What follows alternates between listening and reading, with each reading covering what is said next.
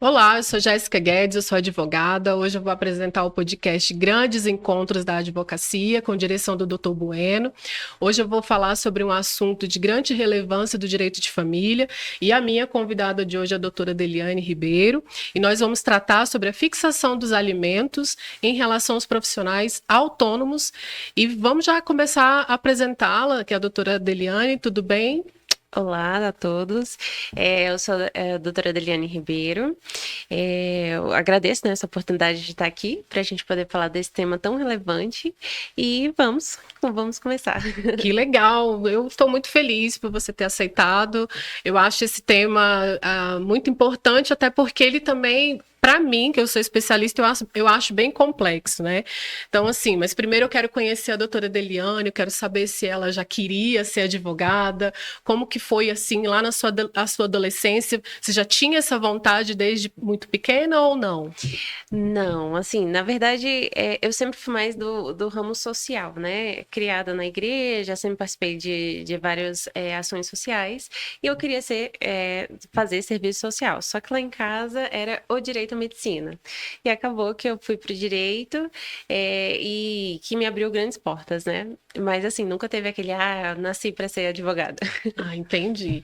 Mas assim, tem outros advogados na sua família? Você conseguiu pegar ali o gancho de alguém ou foi mesmo uma decisão já na fase adulta?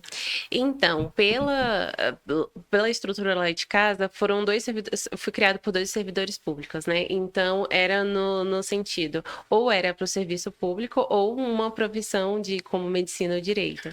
E aí acabou que ninguém na minha família é advogada, na verdade, eu sou a primeira advogada da minha família. Ó. E onde que a doutora se formou e em que ano? Então, eu me formei no Universitário ICESP em 2019. Logo após já começou aquela embate da pandemia, né? Então foi bem conturbado o início, mas assim, graças a Deus tá dando muito certo. Entendi.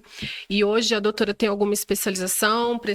Pretende se qualificar? Onde a doutora quer chegar? Me explica um pouquinho. A minha especialização hoje é em direito de família. Eu pretendo sempre, né, estar me especializando. Fiz o curso de corretagem para agregar mais na profissão. Hoje estou cursando psicologia para fazer essa ligação das duas profissões. Assim, e estou me encontrando. Psicologia, direito de família, como que a doutora consegue conciliar? Porque, assim, trabalhar com direito de família, a gente sabe que é bem complexo, a gente trabalha com emoções, a emoção de ambas as partes, né? Tanto se você estiver na parte requerida ou na parte requerente, e você acha que vai contribuir a graduação de psicologia na carreira? Com certeza. Na verdade, foi a atuação no direito de famílias que me despertou esse desejo, esse feeling, né, para a psicologia, que tanto para lidar com clientes é importante, e até mesmo para ter uma conciliação até pela psicologia jurídica, ou um plano B, talvez, né, seguir na profissão de psicóloga, né? Entendi. Nessa sua carreira, você tem algum momento importante, divertido ou assim, pitoresco que você queira compartilhar? Na minha carreira, eu tive uma grande virada de chave na faculdade ainda. Quando eu estava no nono semestre, eu fiz a prova da ordem e passei, e eu fui chamada para trabalhar como a fazer assessoria na defensoria. E ali foi o divisor de águas na minha vida, né? Que eu pude ter esse contato, a atuação mesmo, de ver, de poder ter contato com esse público, e eu me identifiquei muito. Então, acho que o grande momento da minha vida foi essa passagem pela Mas defensoria. na defensoria você só pegava ações de família ou a doutora pegava o que aparecia? Como é que era lá? Então, lá eu era assessora de dois defensores de família, então era específico família. Então, assim, uma emoção para cada dia, né? Que direito de família Então você sempre nunca, foi. você nunca ficava com tédio quando chegava lá. Jamais. E assim, teve algum fato que você se recorda, que você fala assim, esse eu vou falar, que você sabe, que você pode falar pra gente, você pode, lógico, sem citar nome, sem falar nada, mas assim, você pode contar contar um caso pra gente? Tem. Eu acho que um caso que me marcou bastante do direito de família foi uma pessoa chegou, uma senhora chegou lá, falando que ela queria reaver os imóveis dela. Basicamente, o que tinha acontecido? Ela era casada, só que ela estava prevendo uma possível separação. E aí, por conta disso, ela começou a fazer Já a tentou compra. se precaver, já. Se precavendo, ela começou a fazer compras de imóveis no nome da mãe. Todos os pagamentos, tudo que ela fez foi diretamente no nome da mãe. Assim, ela fez assim, sabendo o que ela queria. Ela queria, assim, fraudar no caso do divórcio, né? Entendi. E aí, ela veio a se divorciar. E aí, quando ela chegou e falou assim: mãe, eu quero que você passe esses imóveis para o meu nome, a mãe virou e falou: não. Esses imóveis são meus. Olha só. E acabou dando, eram 3 imóveis, deu um imóvel para cada filho. E aí ela ficou... Ela era ela era... Não, ela era a quarta. Então ela ficou sem o Isso. Entendi. E aí ela ficou desesperada, ela chegou na defensoria com esse caso e a gente tentou reaver de todas as formas, mas ela fez bem meticuloso no sentido de tudo no nome da mãe. No final ela acabou não conseguindo, né? E assim, esse caso acabou com a família inteira, né? Que ela ficou com raiva da mãe, dos irmãos, e eles não se falaram. Então isso marcou bastante isso pra mim. É comum isso acontecer? Então, lá na defensoria? Na defensoria você Parece encontra casos de tudo. de família, né?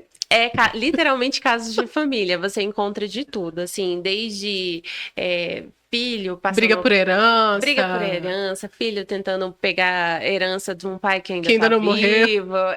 Tudo, você encontra de tudo um pouco lá. Que legal essa experiência. Eu imagino que tenha sido bem divertido, embora trabalhoso, né, doutora? Como que a doutora se vê no mercado de trabalho hoje, daqui, por exemplo, 10 anos? Então, eu me vejo ainda no direito de família, mas hoje, talvez, eu acho que talvez lá para 10 anos não seja a minha principal atuação. Eu pretendo, né, fazer outros... Terminar a graduação, né? Terminar a psicologia, eu pretendo mesclar as duas, mas eu acho assim que daqui para 10 anos muita coisa ainda pode acontecer, né? Mas eu quero sim, se caso for possível, seguir no direito de família, que eu sou apaixonada. E também na psicologia? E vai na ser psicologia. psicóloga, vai atender, vai clinicar ou não? Então, eu tô esperando para decidir isso mais no final do curso, mas acredito que sim. Entendi, bacana. Como que você hoje, você tem um escritório? Como que é? Como que você trabalha? Ou você é uma advogada autônoma? Então, hoje eu tenho um escritório, faço parceria com alguns advogados, mas eu sou autônoma mesmo. Então, a minha renda vem basicamente daí e hoje eu vivo da advocacia. Doutora, como que algum momento da sua vivência na advocacia você precisou usar as prerrogativas? Não, nunca precisei das prerrogativas. Eu já participei das comissões da OAB, vi a importância delas. Assim, eu posso falar que eu colho os frutos dela, porque ao longo desses 5 anos de advocacia eu nunca precisei. Certo. E quais são os seus projetos para o futuro, embora você já tenha falado, né, que uma delas é concluir a faculdade e tudo mais, mas assim, você tem um projeto de curto e médio e longo prazo a ser executado, a alcançar? Hoje, eu acho que o meu foco está sendo mesmo a psicologia e vendo essa possibilidade de conciliar a psicologia com o direito. No caso, fazer perícias, eu acho que hoje é o meu foco principal. Perfeito. Agora vamos entrar aqui no assunto principal aqui do nosso tema, depois da gente conhecer um pouco a doutora Deliane Ribeiro. E a gente vai falar desse tema que eu como especialista de direito de família, vou te falar, tanto pelo lado do requerente quanto do lado do requerido, ele tem algumas peculiaridades. Eu gostaria muito que a doutora pudesse falar, e eu já vou iniciar aqui com uma pergunta, né? Que quais são os principais desafios enfrentados pelos profissionais autônomos que trabalham informalmente para calcular essa pensão alimentícia? Como que a doutora age nessa situação? Então, a principal dificuldade deles é essa comprovação de renda. Uma vez que eles, muitas das vezes, né, eles não têm um contrato de trabalho, eles não têm recibo, eles não têm documentos formais que comprovem essa renda. Então, diferentemente de um profissional formal, que tem um contra-cheque com um valor certinho ali, um valor fixo e já previsível, essa é a grande dificuldade de comprovação dessa renda por falta dessa documentação mais certeira, né? E como que é a sua atuação? Assim, você tem bons resultados trabalhando para esse grupo de profissionais?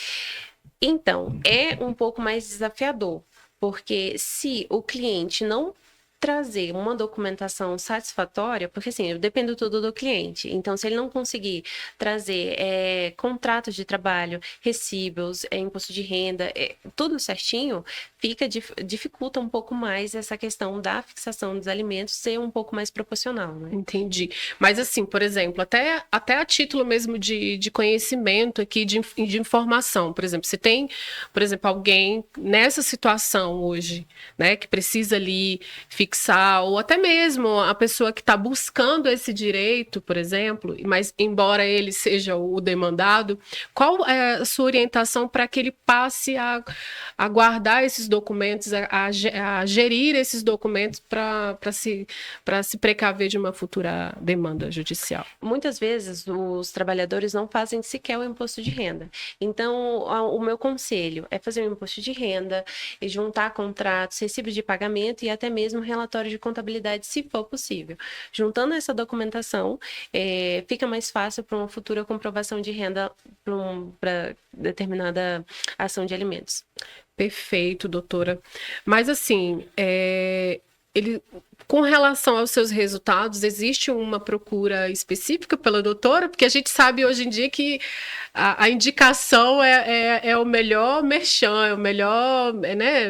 Enfim, como que funciona para você nesse quesito, por exemplo? Para mim, no caso, como eu sempre trabalhei com a área de família, então trabalhar com isso já acaba gerando várias indicações. Eu comecei a reparar que advindo da pandemia, muitas pessoas saíram do emprego formal e entraram para a informalidade. É uma realidade. E aí, isso acaba sendo cada vez mais constante, essa procura no sentido de... Tudo hoje é PJ, né? PJ. E aí, assim, as pessoas não sabem, no caso, como se precaver, reunir essa documentação para futuras ações lá na frente. Então, eu comecei a ver que está acontecendo muito recorrente, profissional, no caso, quando eu vou atender, que não tem essa renda fixa. Porque, assim, é muito fácil uma pessoa física abrir ali um MEI, né, um PJ, e ele não tem, por exemplo, um acompanhamento de como que ele vai passar a gerir aqueles documentos, como que ele vai começar a gerir tudo o que ele vai faturar. Então, para isso, ele vai ter que contratar um advogado quando ele tiver um problema. A dica principal, primeiro, quando for abrir PJ, se consultar com um contador para você ter toda a noção de tudo que você precisa, qual a documentação e se vier a necessidade de um advogado, você já vai estar com a documentação redondinha. Já evita um processo. Evita outro problema. Outro problema. Como que o nosso sistema jurídico ele se adapta à determinação da pensão alimentícia para aqueles que não possuem renda? Então, na renda formal fica muito fácil. Tem um contra-cheque, um valor fixo ali, vai fixar uma porcentagem em cima daquele valor. O que o judiciário faz no caso de como eu faço se tem meses que eu ganho bem, tem meses que eu não ganho praticamente nada? O profissional autônomo tem essa oscilação, oscilação. Num período de 12 meses. Isso. Aí o que o tribunal faz? Ele faz uma média de rendimento. Ele pega esses 12 meses de rendimentos, né, que foram demonstrados, e faz uma média. Aí com essa média é fixado um percentual, e esse percentual vai valer tanto para o mês que receber bem, quanto para o mês que receber não tão bem. Mas esses tipos de demanda demora, porque assim, por exemplo, a gente tem que trazer para a nossa realidade, né, Deliane? Porque, por exemplo, a gente está passando alguns informativos aqui de como você se precaver para que não seja demandado. Contudo, essa não é a realidade. Por exemplo, o nosso judiciário, quando pega uma demanda dessa, às vezes até quando você não consegue juntar toda a documentação, ele tem uma morosidade ou não? Você vê, esse é o maior entrave, talvez, da nossa advocacia? Tem uma morosidade, até porque tem uma dificuldade para a comprovação de renda. Então, o que ocorre? para o demandante, no caso. Essa dificuldade de comprovar quanto que o limitante possui. Então, muitas vezes pode até ocorrer essa dificuldade por parte do demandante para não demonstrar o valor para a fixação.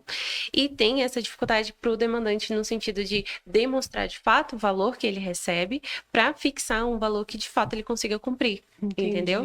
Então, como isso tem resistência, o judiciário acaba tendo que ter medidas que acabam demorando um pouquinho mais. Medidas como quebra de sigilo bancário, eles podem oficiar as fintechs, que são os bancos digitais como o Nubank, C6 Bank, para poder fazer essa comprovação de cartão de crédito, que também é um dos documentos, né, que são utilizados para a gente colabora, né, para poder fazer ter esse essa montante. noção de rendimento. Quando pede a utilização do cartão de crédito, pega muita gente. Que acha que, na verdade, só vão olhar o que está na conta, mas o que gasta no cartão de crédito também é analisado nesse caso. Bacana. Aqui a gente já falou, mas eu gostaria, assim, que caso a doutora tenha deixado alguma informação para trás, por exemplo, aqui, existem diferenças na fórmula de cálculo da pensão alimentícia para os autônomos e para os trabalhadores formais? Embora você já tenha falado, mas tem como você falar de novo? Existe. Eu vou dar um exemplo para facilitar. No caso dos autônomos, é feita essa média dos 12 meses. Vou dar um exemplo. Foi feita essa média e constatou que a média salarial dele é de R$5.000. E em cima desses R$5.000 foi fixado 20% desse valor para pagamento de pensão alimentícia. No mês que ele receber R$5.000, ele vai pagar R$1.000 de pensão alimentícia. No mês que ele receber, vamos dizer, R$3.000, esses mesmos 20% vão ser válidos. Então, a pensão alimentícia vai ser R$600. Entendi. Então, o valor... A fixação é a mesma para os meses, mas os valores vão depender dos rendimentos. Então, quem tem que administrar esse valor e não gastar muito e mais é quem está recebendo, no caso. Exatamente, que tem essa insegurança. Porque, diferentemente de um formal, que você tem um contra-cheque com valor fixo, uma porcentagem fixa, então você vai saber que no final daquele mês você vai receber tanto.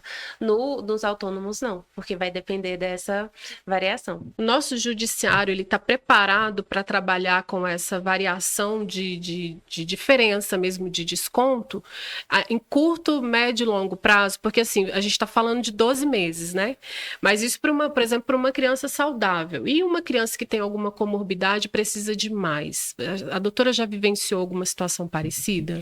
Então, nos casos, vai ocorrer a mesma aplicação. Assim, a nossa legislação hoje não tem nenhuma lei específica para isso.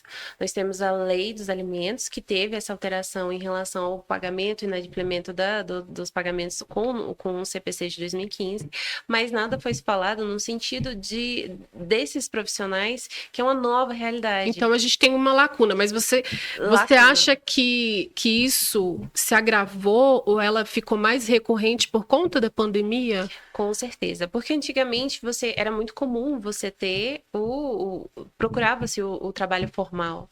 Hoje, a maioria, pós-pandemia, abriu muita oportunidade de trabalhos não formais.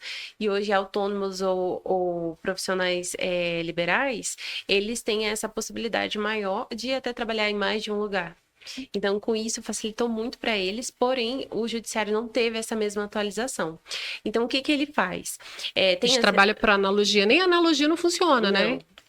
O que o judiciário faz? Tem a possibilidade de pedir a revisão de alimentos, que tanto a parte demandante quanto o demandado podem fazer essa solicitação, seja tanto para aumentar ou para diminuir. Mas essa revisão só é justificável quando há uma alteração significativa da renda. Então, ele conseguiu um novo emprego, descobriu que está trabalhando em 2 empregos, revisão para tentar aumentar. Sim. Ele perdeu o emprego, revisão para diminuir.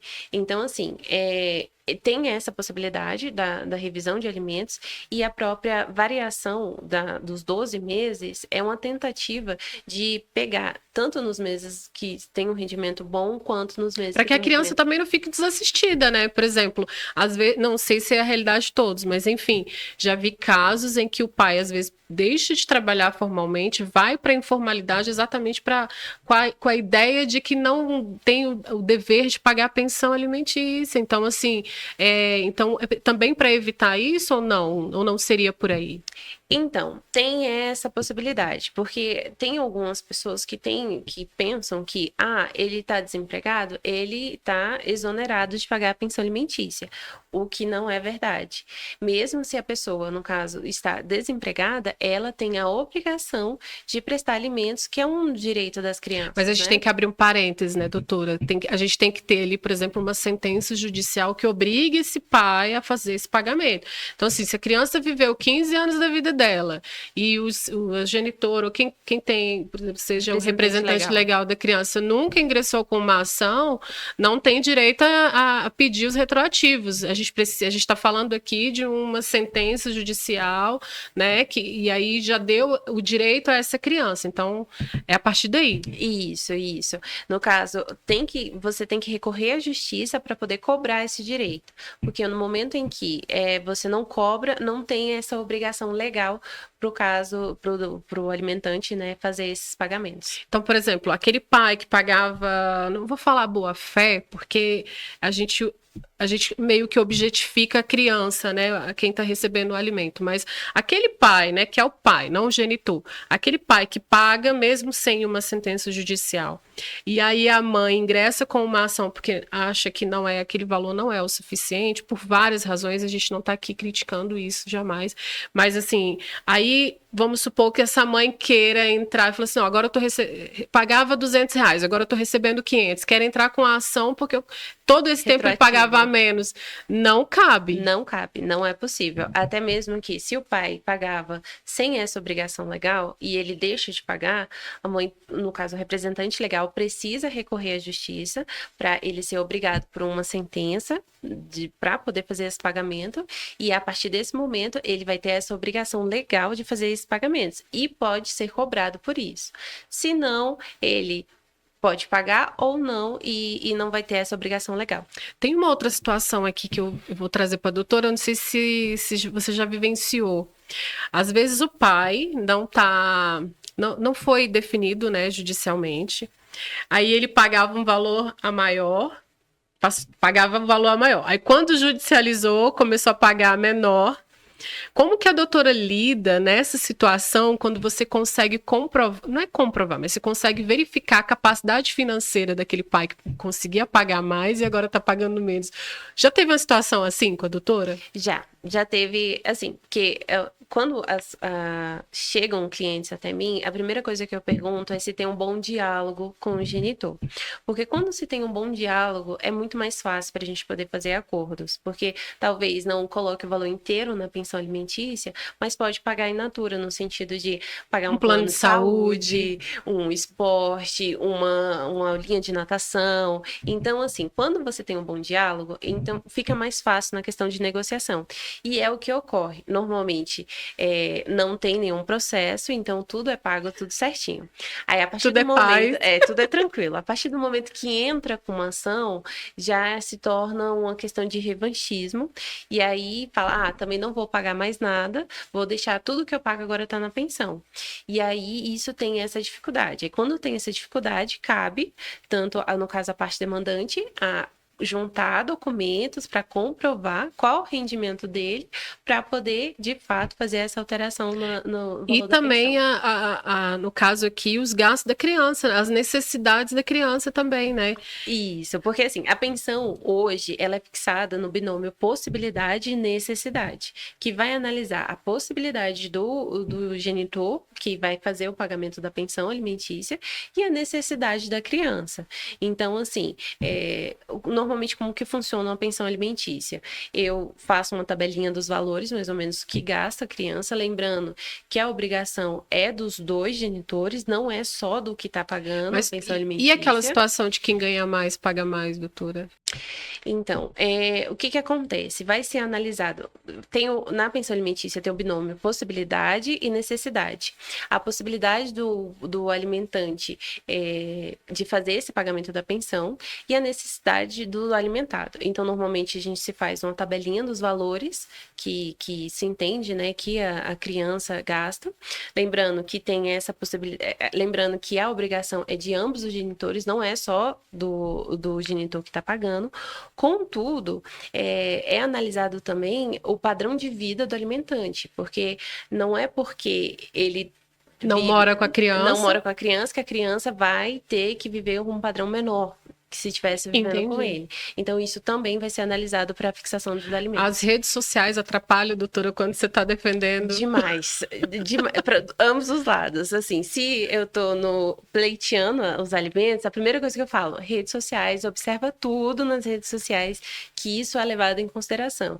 E quando eu estou atendendo, eu falo assim, cuidado com as redes sociais, que as redes sociais, ela mostra, assim, tem um perigo muito grande das redes sociais, que muitas vezes você pode aparentar ter um padrão de vida que nem é aquele que você vive. Então, isso pode ser confundido na fixação de alimentos. Então, assim, eu posso colocar o nível de ostentação, pode prejudicar você em um processo de alimentos. Então, dependendo da sagacidade, né?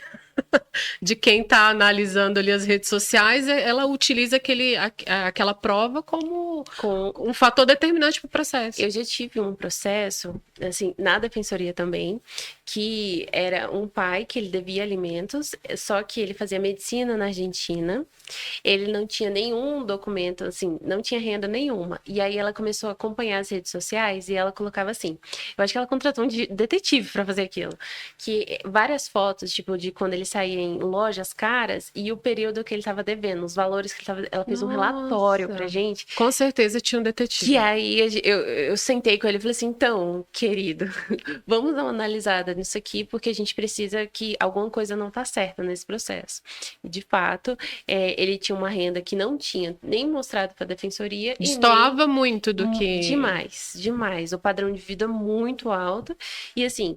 Para o nível da defensoria, ele nem poderia ter sido atendido pela gente. Sim, eu ia perguntar isso. Então, como o querido era vou falar carinhosamente, querido, como ele ostentava, né? E como é que ele conseguiu ser assistido? Ele teve que omitir alguma informação? Porque a defensoria pede comprovantes bancários. Então, o que muitas vezes algumas pessoas fazem para ser atendido pela defensoria? Tem mais de uma conta. Tem mais de uma conta, faz depósitos menores nessa conta. Então, quando a gente pede na defensoria, manda o extrato bancário só dessa conta. Porque as pessoas acham, né, que com a gratuidade de justiça, não tem que pagar um advogado, acabam fazendo isso. Isso ocorre muito na defensoria. Entendi. Poxa, vamos lá. Quais são as consequências legais, doutora, para um trabalhador informal que não paga pensão alimentícia em comparação ao trabalhador formal? Nesse caso, são muito semelhantes, porque ambas podem ocorrer a prisão civil por falta de pagamento da pensão alimentícia, tem bloqueio de conta bancária, inscrição do nome no Serasa e SPC. Tem também, pode ocorrer em casos bem atípicos, a restrição do passaporte e no caso desse aí, daria certo. Daria certo.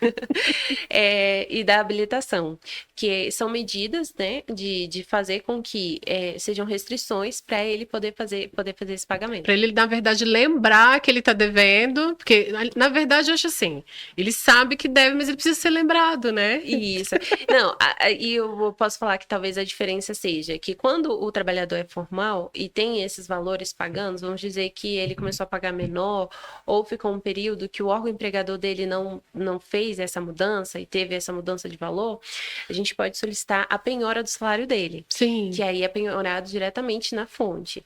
Já no trabalhador informal, como a gente não tem essa possibilidade de saber qual é a renda, então tem essa dificuldade maior para poder fazer essa penhora de bens ou valores. Doutora, uma dúvida que me surgiu, por exemplo, hoje a gente fixa, eu vejo, é recorrente no judiciário, até para os profissionais autônomos, os juízes, os magistrados fixarem em cima do salário mínimo. Será que é tão difícil assim pegar essa média para poder alcançar o salário, mesmo que tenha essa variação? Porque eu vejo, é uma prática recorrente fixar em cima do salário mínimo. E acaba que a criança fica prejudicada, porque às vezes, como a doutora colocou muito bem, tem meses que o profissional autônomo vai ganhar mais, outro menos, mas aí cabe a quem está recebendo ali gerir isso. Como que a doutora vê? O que ocorre nesses casos? Vai ser o processo em si. Dependendo da documentação, se não for possível fazer essa média, eles vão fixar em cima A gente precisa ter que ficar cobrando isso? Ou a gente, mesmo na petição inicial, a gente tem que ser mais ostensivo? Assim, é bom fazer essa cobrança no sentido porque hoje acaba ficando muito padrão, no sentido de, fixando o salário mínimo, que tá tudo certo, que todo ano vai ter a mudança. É uma receita de bolo também, né? Aí cabe ao advogado ficar atento em relação a isso, na própria... Porque, assim, pode ser um lado bom, um lado ruim, fixar no salário mínimo. Por quê? Dependendo do valor, se for um mês bom que vai receber, você vai pagar menos. Só que quando o mês for ruim, você vai ficar louco, entendeu? Então, assim, cabe ao advogado a ter essa esperteza no sentido de demonstrar para o judiciário qual é a renda e mostrar mais ou menos qual seria essa média salarial, para poder fazer essa fixação mais justa possível. Justa, concordo.